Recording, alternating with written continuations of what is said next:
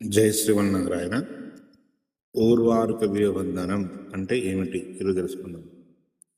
పిల్లలు ఇసుకతో ఇల్లు కట్టి ఆట ముగిసాక వాటిని ఏమాత్రము బాధ లేకుండా కూల్చివేసి తమ సొంత ఇల్లుకు వెళ్ళిపోతారు. జీవితం కూడా ఒక ఆట వంటిది. ఇక్కడ బంధాలు శాశ్వతం కాదని ఇది గుర్తు చేస్తుంది.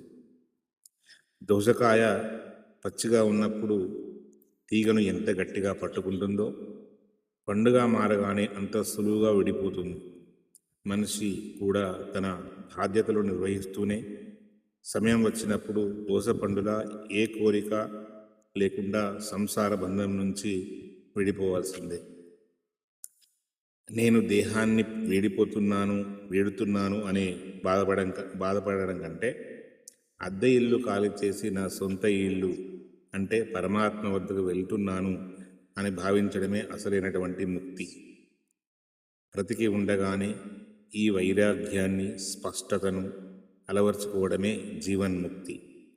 మృత్యుంజయ మంత్రం కేవలం ఆయుష్ కోసమే కాదు, భయం లేని మరణం కోసం మరియు మోక్షం కోసమని ఈ వివరణ మనకు స్పష్టం చేస్తుంది.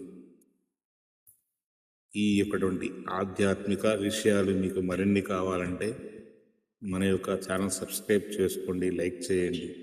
మీకు ఏమైనటువంటి అనుమానాలు ఉంటే, సందేహాలు ఉంటే కనుక మెసేజ్ చేయండి. జై శ్రీమన్నారాయణ.